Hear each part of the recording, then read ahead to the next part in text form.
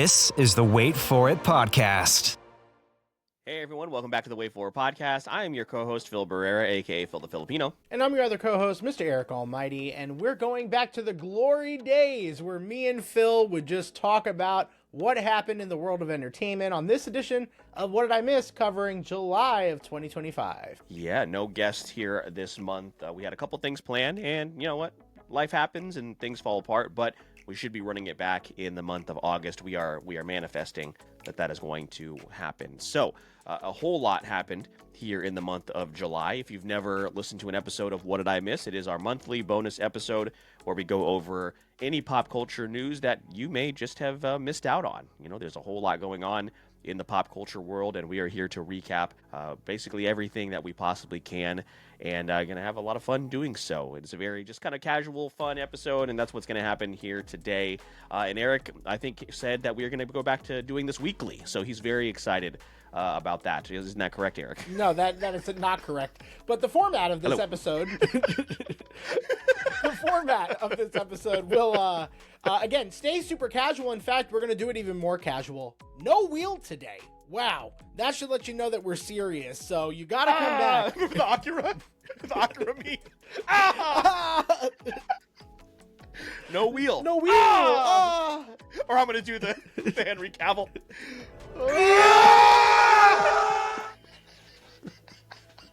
That grotesque scream, man. Shout out to the episode we're doing next after this, which is covering Man of Steel from the perspective of Phil, who's only seen James Gunn's Superman in comparison. So that's a great... And a bonus Superman. And a bonus. Tease there. I almost forgot. But we are now going to just shift our topics into more of just a back and forth between me and Phil, just talking about everything that happened this month. And we have a lot. A lot of these stories have come from our Discord, where under Pop Culture News, we have friends of the show talk about things that happened throughout the month. We go through a discourse about it, and that's really what we're going to be doing here in that same vein, just verbally to each other for the first time outside of what's been discussed in that Discord. So Phil, I think we are in a great place to get started. We're going to streamline the episode to get you all of the content that you missed, all of the news that you missed in the month of July.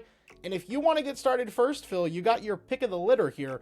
It was quite a bit of stuff that happened as far as the news we missed. Yeah, I do want to shout out Aaron, who joined us last month. I do apologize. There are no cryptid or alien stories this month. So we'll have you cover that whenever you return in the future. The first story I'll have, this is one of the ones where when I thought we were still going to do the original the original way this episode goes, but I just wanted to bring this up because Kevin Feige stated that Kang wasn't enough, as Marvel was already planning Robert Downey Jr. as a Doctor Doom pivot before Jonathan Majors' departure. And he was just essentially like, without referencing Majors by name, he said that the actor's departure had not been the sole catalyst for the series' creative changes. Instead, conversations had already begun to bring back Robert Downey Jr.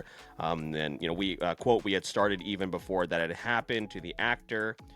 We had started to realize that Kang wasn't big enough, wasn't Thanos. No shit, man.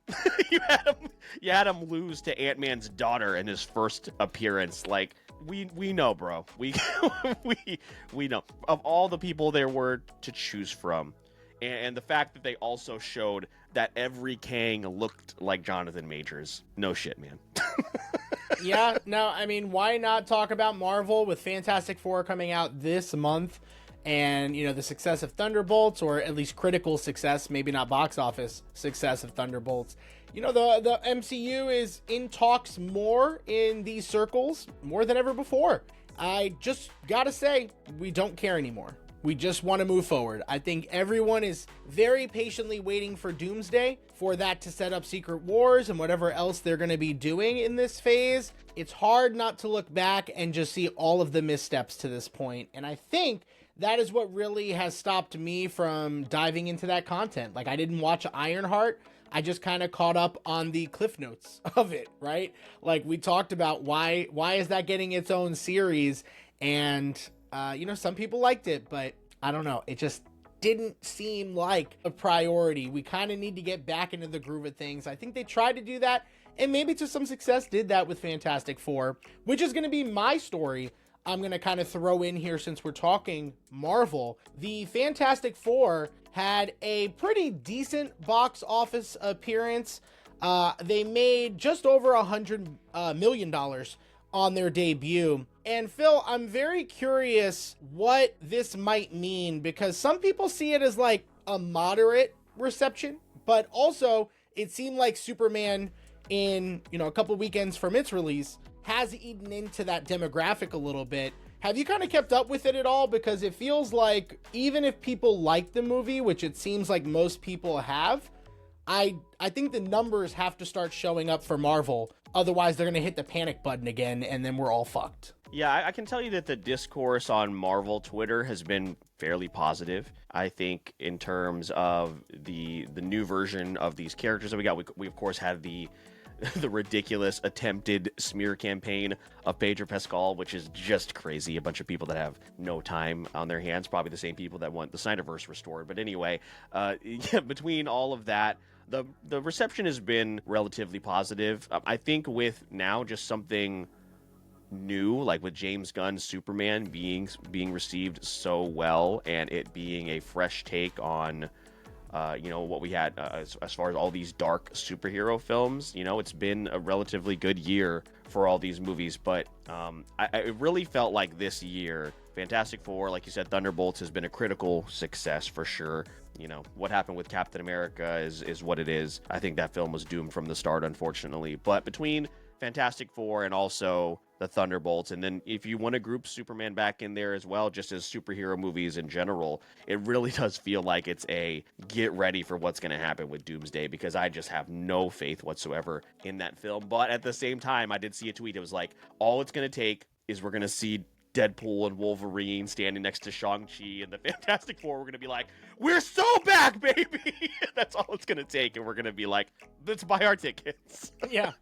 And that $118 million opening, so just over $100 million, I think I said, is just domestic. So there's another $100 million internationally, but Superman's still holding strong out there. I think that this movie, even if it is being received very well, again, needs to really perform much better than it is, even though that's not a small amount of money to scoff at by any means. But yeah, Marvel wise, I don't think there's too much that we needed to cover. There's a lot in film and entertainment though that we could jump into. So Phil, is there anything on that end you want to jump into, or anything Marvel related you still wanted to touch on? No, that's enough of that. Let's move on, but let's do a really easy transition as we talk about Papa Pedro Pascal, because Naughty Dog's chief Neil Druckmann is going to be stepping away from the HBO's Last of Us ahead of season 3 to focus on game development. They do have a game, of course, coming out within the next couple of years. The space game, I can't remember the name of it right now off the top of my head, but he did release a statement here online. I'll just read like a little bit of it. I've made the difficult decision to step away from my creative involvement in The Last of Us on HBO, with work completed on season 2 and before any meaningful work starts in season 3. Now is the right time for me to transition my complete focus to Naughty Dog and its future projects. Intergalactic is the name of the game. So if you guys did not see our stream as far as season 2 of The Last of Us, shout out to our buddy Jay from Super Bracket Bros. They're right in the middle of an incredible season, so make sure you catch up with Super Bracket Bros. But a lot of you may not have checked out our Twitch stream when we talked about The Last of Us season 2. We were not fans. A lot of people were not fans. It seems as if Craig Mazin has a actual hatred for Ellie, and for whatever reason has pivoted to Dina. So I think this is probably only a matter of time type of thing, but we already didn't have a lot of faith in after season 2, and with Neil stepping away, it certainly doesn't help that.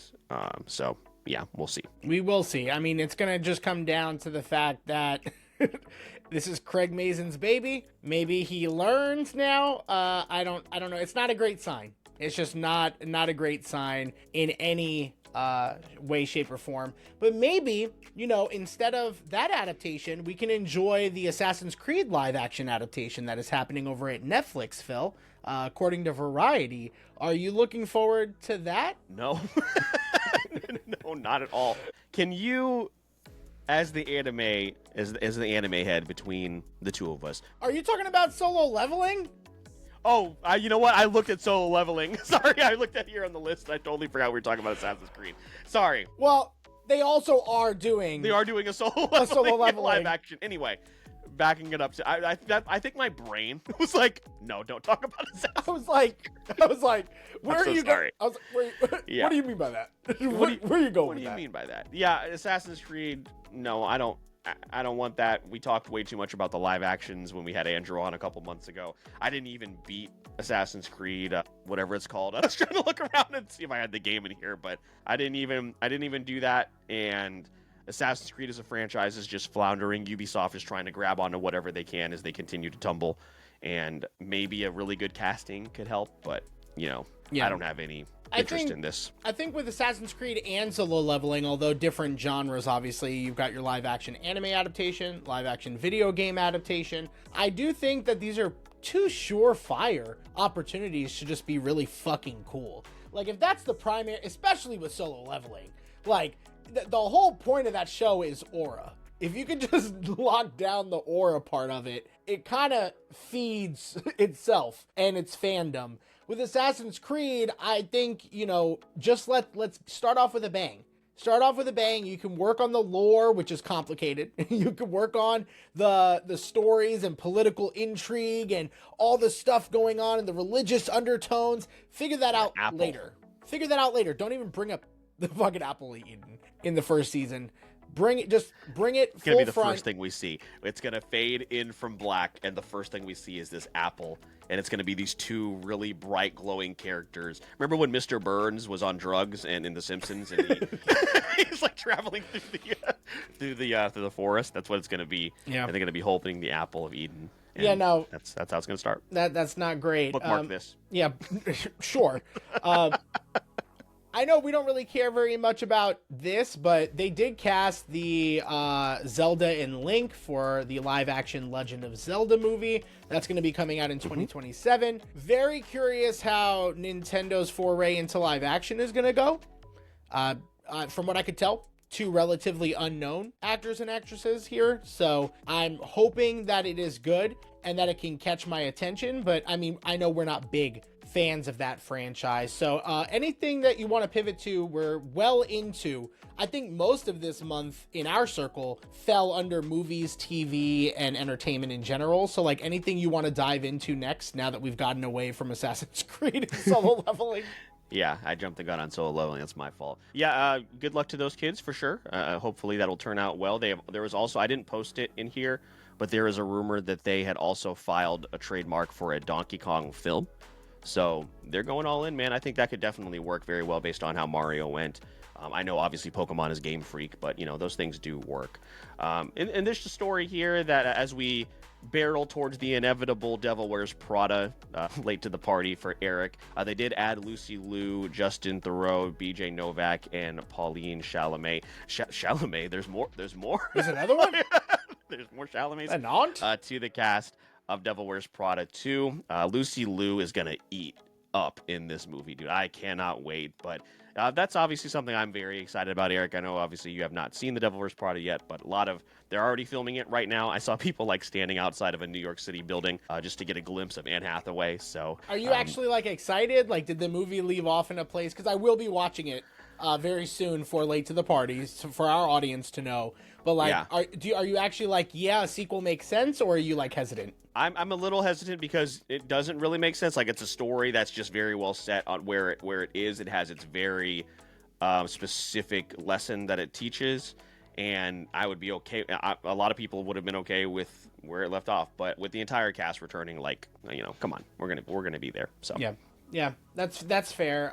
Now, why don't we talk about a film that we have both seen and a franchise that is also doing very, very well, Neja, and we saw Neja 2 in theaters this year. We saw it in its original form, I believe is Mandarin as far as the language, and it came out in that adaptation, no English dub to go with it. It has now been announced that an English version of the film is coming to theaters this summer from A24 and CMC Pictures, which is a crazy thing to hear.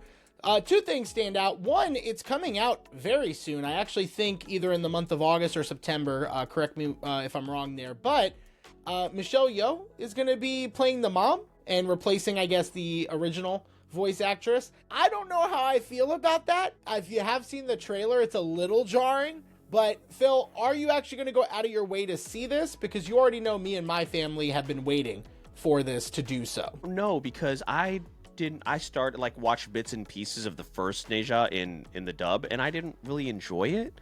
Obviously Alex Lee is incredibly talented. We just talked about solo leveling. So I don't know. I think maybe I'll probably go see it just to support a foreign film. So maybe I'll come with you guys.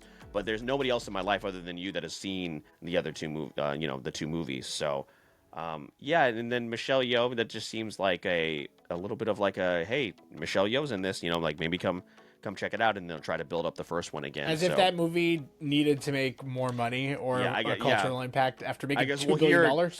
We'll hear. Nobody talks about it. We don't even hear about it at conventions. We don't see art. We don't see cosplay. We don't see anything like that, which is crazy. So I think people just don't know how accessible it is.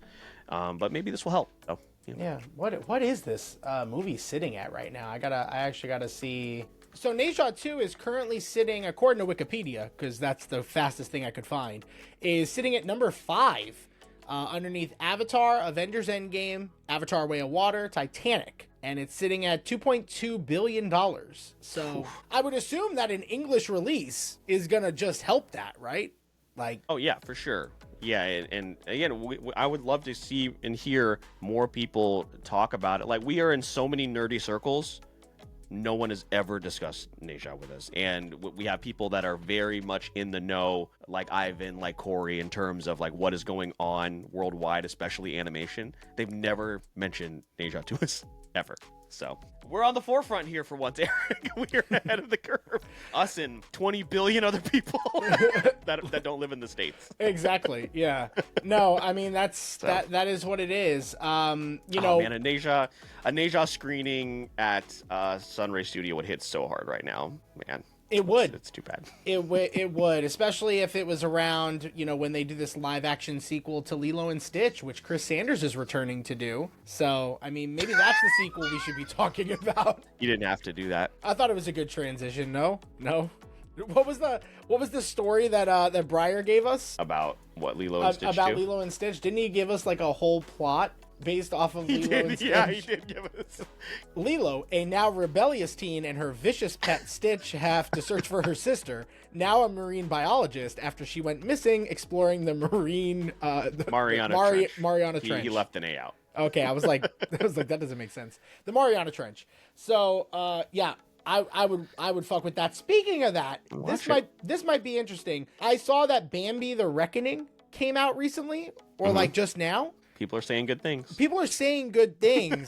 And I'm scared I might have to watch it. I don't like that. And then that means you're gonna have to dive into the entire Poonaverse. That's what I'm saying. You can't just watch Bambi and not watch the rest of the Poonaverse. God, I'm gonna get you so much Poonaverse stuff for your birthday in September. That's why I am very. Please don't.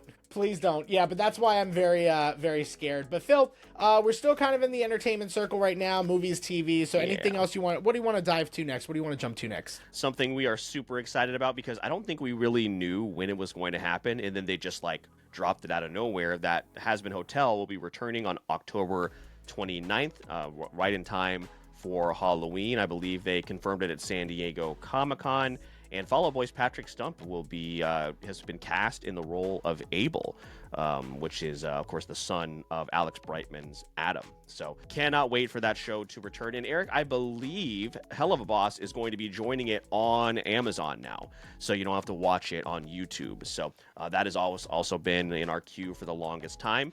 So I think they're both returning right around the same time as well. But Hasbin Hotel, man, definitely, like I said, we were waiting on it for a while, so super excited for it to come back. And new songs, I cannot wait to see and hear what they have cooked up. Yeah, I do believe they're also going to do some type of crossover at some point. So I think it's just inevitable that we're going to have to watch Hell of a Boss and do it for Late to the Party. But, that's a ways away, just like the Odyssey is. And a year in advance, tickets have gone on sale, and from what I could tell, because I tried to look, sold out of IMAX seating for 70 millimeter, which is not something you can get just anywhere. You can't see that type of format in just any city or state or even around the world. So there's only so many theaters that have that capability. Some of these places are just built. These buildings are just built to support this type of theater experience. I don't think you were going to get those tickets, Phil, but I thought that was a thing to mention here. And then I'll also tie in the fact that another film that I've had my eye on that we've talked about a lot in addition to the Odyssey is so different. But the Infinity Castle movie, Part 1 for Demon Slayer, has made box office records in Japan, breaking those records to become the fastest film to reach 10 billion yen, achieving that milestone in just 8 days, which I'm hoping means that my prediction that all 3 movies will make over $1 billion is going to come to fruition. We will see. But yeah, those are the 2 that I definitely wanted to hit on as far as movie news that I've been paying close attention to. Hey man, if there is any franchise that could do it, I do think it is Demon Slayer in terms of just crossover appeal. For a lot of people, like that's their only anime. And for them to be releasing this incredible epic in theaters, I think it's got a shot, and I would absolutely love to see it. So doesn't surprise me whatsoever about the Odyssey.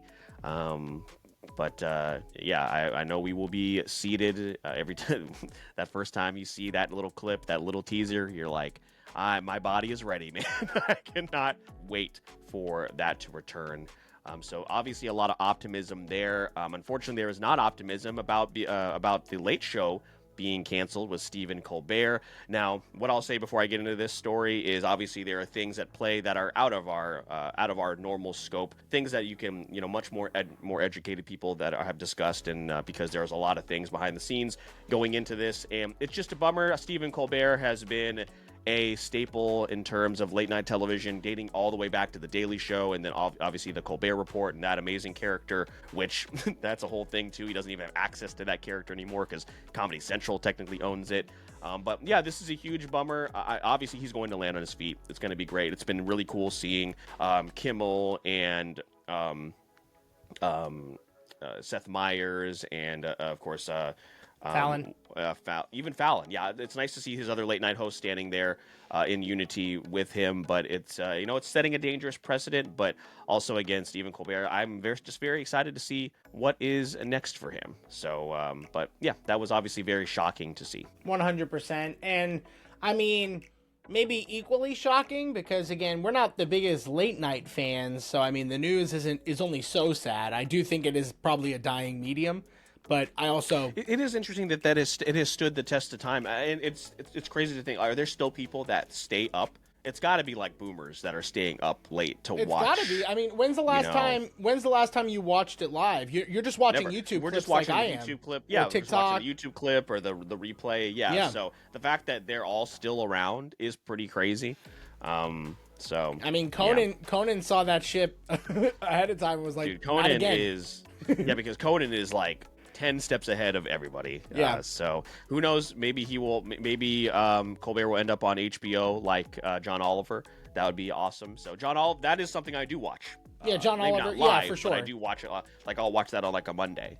So yeah, maybe that's the next thing for him. I think he could do very well in that. So yeah, probably. Yeah, definitely crazy news. Yeah, and Phil, I don't know if you posted this story, but other crazy news that kind of happened was about the story with Matthew Lawrence from Mrs. Doubtfire wanting to use AI to resurrect the voice of the late Robin Williams. I don't remember if you posted this, but did you have any thoughts on that? Yeah, I hate it. Obviously, in the medium that we are in, and the fact that we spent so much time around creatives like voice actors and actors and things like that, I think it's very disrespectful, and I would hope that the family wouldn't ever agree to that. But it is also part of, this is the world that we live in, and eventually there is going to be some sort of celebrity. I hope it's not Robin Williams, but there will be a celebrity that's no longer with us that will pop up in terms of AI. Hell, it may have already happened. It's just somebody we don't care about, So, but yeah, it is unfortunately an inevitability. But yeah, I hope it does not happen. Yeah, no, I can definitely understand that, and I think with what we have left, Phil, I'll just take the next two, and then if you want to wrap it up with some of the tragedies and maybe not so tragedies that happened this month. Oh no. No. Anyway. Yeah, you can have that one. We'll just quickly jump into the gaming sphere. Splitgate 2 just recently announced that it is jumping back into early access, and it's going back to beta, I should say, because it launched too early. And Helldivers 2, finally, God, this took so long to do, maybe a little too late to the party, but Helldivers 2 is coming to Xbox Series X and S in a shocking announcement that sees Sony publish a game on a rival console. So we've seen it happen the other way. Now, here we are finally. Helldivers, congratulations. I know you needed that reinforcement probably a year ago. I wish I could join you.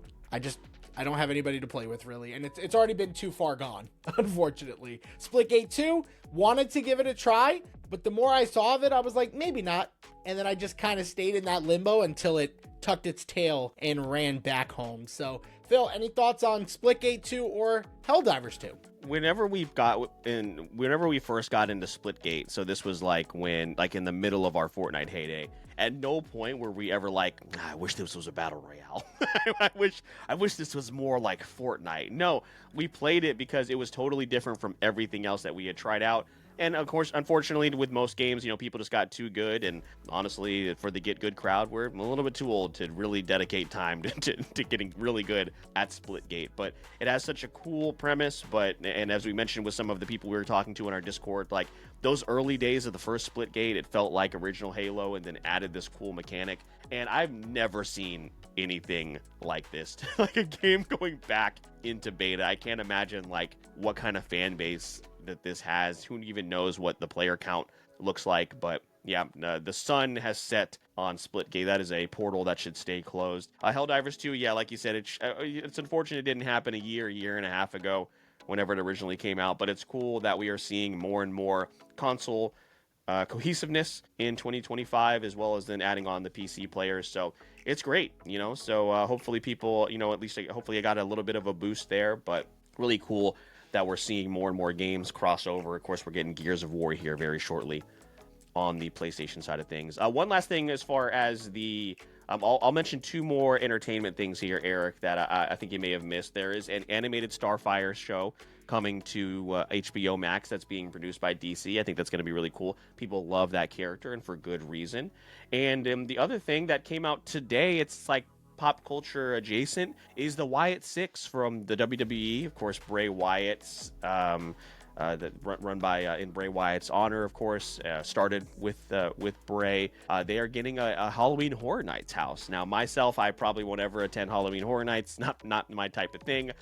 But we'll definitely be on the lookout for some really cool merchandise, like Breyer got me a couple of years ago for The Last of Us. So, yeah, Eric, the Starfire thing's cool, but yeah, what do you think about a Wyatt Six WWE themed Halloween Horror Nights house? This is a passion project as well for the person and the people that are involved. Yeah, I mean, for the Starfire show, I think that's interesting. We talked about, spoiler for the Man of Steel episode, we talked about how one of my favorite things about DC when I was younger was obviously the animated stuff. Teen Titans, right? Like, everybody loves Teen Titans, so I don't know how much they're going to lean into that, but I would love to see some type of lean into that because people love it. As far as the Wyatt Six, I don't know how much people really love that, so I don't know how many wrestling fans are going to be going to that, but it's a cool concept. I was already looking at Halloween Horror Nights this year because of all the Five Nights at Freddy's stuff and how much in this household Five Nights at Freddy's is brought up. So I have definitely been keeping my eye on it, and seeing that news was definitely an extra wrinkle I wasn't expecting. I would say that since Halloween Horror Nights, of course, it's in LA as well, but since it's in Orlando and it's a wrestling hub essentially, I think they'll probably get a lot of locals come out. They'll be excited for that for sure. But let's move on to our last bit of news here before we wrap up. July was a sad month for some passings. I'll mention a couple here. There was a Bethesda Game Studios Julian LaFay, who was a very key driving force in the creation of the Elder Scrolls. He passed away, so wanted to make sure we paid our respects to them. Chuck Mangione, who was a famous jazz musician, and I knew him because he was always in King of the Hill. So a lot of people may recognize that name as somebody that they were familiar with because of that show. Malcolm Jamal Warner, who of course was Theo Huxtable in The Cosby Show. We obviously saw him quite a bit in The Community Show, and from everything that we have heard about just spending time with him, he was one of the purest souls that we had. It was very tragic passing, very young. Ozzy Osbourne, of course, the rock star, frontman for Black Sabbath, passed away. A guy who I watched. As someone who doesn't watch reality television, the Ozzy Osbourne show and that the family has definitely provided a lot of laughs. So sending a bunch of love out to them. And then piece of shit Hulk Hogan's looking up at us right now. So at least, to end on a positive note. So that's what happened. Whoa. Whoa. You can't say that. He's a real American. Fights for the right of every man. What do you mean, man? Asterisk. Yeah. Yeah. But, most of those sad. Yeah. Hard to defend that. He's like, whoa. That's what he's like. Raising his fist up to the sky. Are you insinuating that he is looking up? Hulk Hogan blocked me on Twitter, too. After he blocked died? me on Twitter as well back in, 2000. Yeah, no. That'd be crazy. No, it's honestly one of my proudest blocks. So yeah, that's understandable. All right, well, that's a crazy way to end the recap for July, but here we are. If Hulk Hogan meant a lot to you, sorry, not sorry. But yeah, he did. How about this? He did do a lot for wrestling, and I will acknowledge that. That's at least a thing, I guess. How about we end on this positive note? K-pop Demon Hunters is the highest streaming animated movie of all time on Netflix, and they're coming for number 1. Hell yeah! They are keeping it up, and they are doing a great job. Hell yeah. Love to hear it. And we hope you loved hearing this very abbreviated episode of What Did I Miss, where we just kind of ran down some of the stories. Phil, when it's just you and me, it's a little bit easier, but we go through them very quickly. I still love being able to really dive into some of these topics, get the opinions of guests, and we'll continue to do that, but there may be an episode here or there that turn out like this. And Phil, I think this was a success, all things considered. We will not be going back to weekly, though, so that's just not in the cards. I'm sorry. No. What do you mean? No. It's your favorite thing to do. No. I'll give you guys a little bit of wait for it lore before we get out of here. I remember when we were about to record an episode of What Did I Miss? The look of defeat in Eric's face. He's like, do you want to do this, man? It was just like it was a true come to Jesus moment. Where I just had a moment where it's like, are we enjoying this?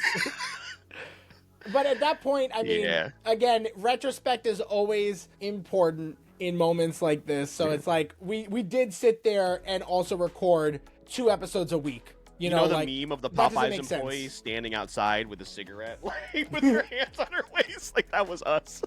Again, if we had this type of schedule back then, maybe it would have stayed and it would have been, it wouldn't have been so tiresome. But yeah, I mean, we were doing solo episodes, 2 episodes a week, throwing in What Did I Miss every week there. So it was just too much. Then we did it bi-weekly and we were like, well, this just isn't working either. So yeah, I think we've got the right formula here. And again, just having this abbreviated option, I think worked out really well. Essentially a very long Discord roundup, but I think it was effective considering everything that happened in the month of July, which, although that was a lot story-wise, pretty tame. I think pretty attainable as far as what we needed to cover. Yeah, for sure. So if you want to keep up with some of those stories, like Eric mentioned, you can join our Discord community. And Eric, I will give you some grace here. We are under 40 minutes, so look at that. You broke the curse that you will the episode's surely... not over. The episode's not over yet. True. Yeah, so that is true. You just jinxed us. Want to? I was to speak like Flash and Flash 100-yard dash from Zootopia.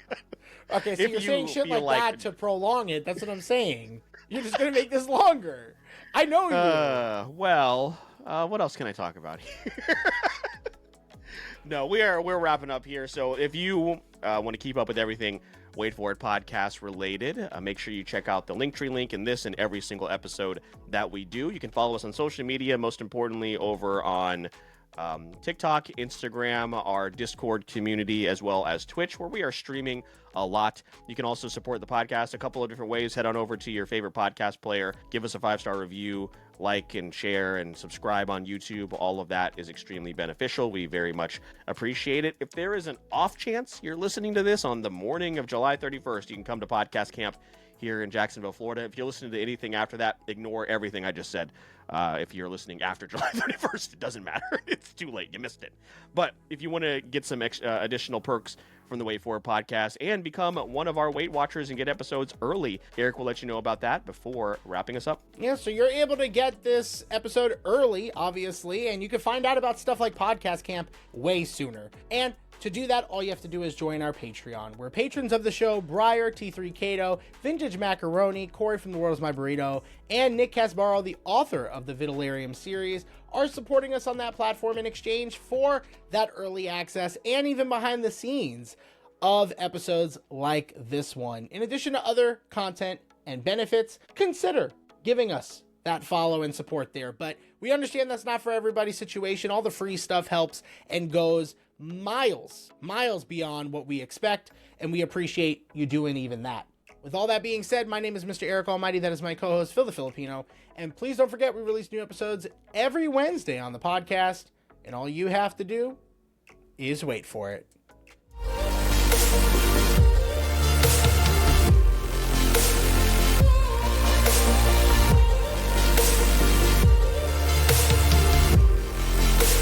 This is the Wait For It podcast.